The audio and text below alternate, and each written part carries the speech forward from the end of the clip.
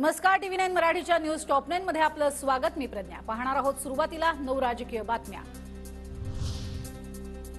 वरळीमध्ये आज दुपारी 4 वाजता उद्धव ठाकरेंची पत्रकार परिषद। नार्वेकरांच्या निकालावर खुली चर्चा होणार। पत्रकार परिषदेला ठाकरे गटाकडनं महापत्रकार परिषद असं नाव। दरोडे कसे टाकण्यात आले त्यावर आज पत्रकार परिषद। नार्वेकरांची पोलखोल होणार। खुली पत्रकार परिषद घेण्याची हिम्मत नार्वेकर शिंदेंनी दाखवावी। संजय राऊतांचा हल्लाबोल।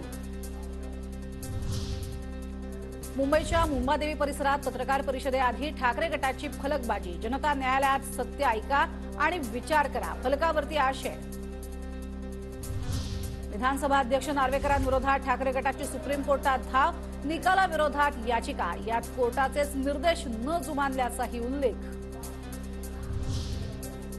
ठाकरे गटाच्या आमदारांना अपात्र का केलं नाही, शिंदेंच्या शिवसेनेची मुंबई हायकोर्टात याचिका। खरी शिवसेना आमची, ठाकरे गटाच्या आमदारांना अपात्र करा, शिंदे गटाची मागणी।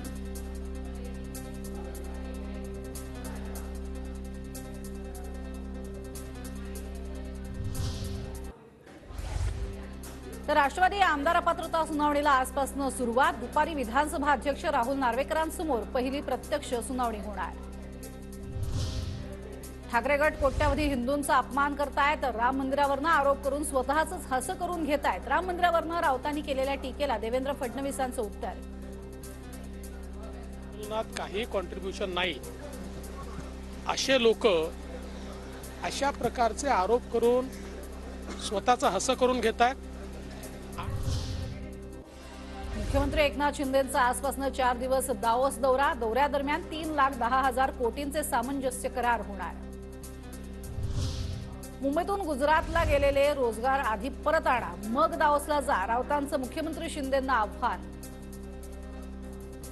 जे मुंबईतून गुजरातला गेले त्यासाठी आधी गुजरातला जा आणि मग दावोसला जा। गुजरातवरून ते प्रकल्प परत महाराष्ट्रात आणा, गुंतवणूक, आणि मग दावोसला जा। आम्ही तुमचा खर्च करू दावोसला जाण्याचा। तुमचा जो लवाजमा आहे ना त्याचा खर्च जनता वर्गणीतून आम्ही करू।